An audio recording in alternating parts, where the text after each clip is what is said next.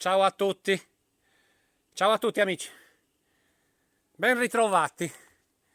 Siamo a Seneghe e oggi nel mio cammino ho incontrato questa meraviglia archeologica in un contesto ambientale straordinario.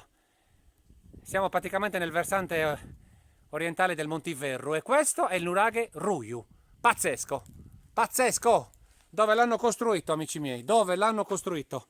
Se riesco a non inciampare in questo poderoso sottobosco, con questi conci, con queste rocce incredibilmente arcane, se non riesco, se non inciampo, vi faccio vedere a 360 gradi che cosa erano i nostri antenati, oh mamma, e che cosa riuscivano a costruire. Il nuraghe purtroppo ha la volta completamente crollata e c'è un accenno di scala.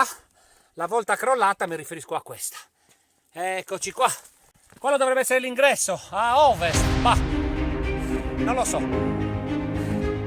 Chi ne sa di più ce lo dica. Questo invece è l'accenno di scala che vi dicevo.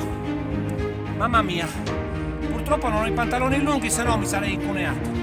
Ma alla fine, quello che vi voglio dire io è che loro, maledizione, costruivano sempre in questi scenari a 360 gradi, mozza a fiato.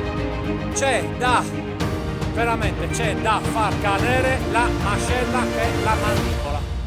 Allucinante. Ciao a tutti!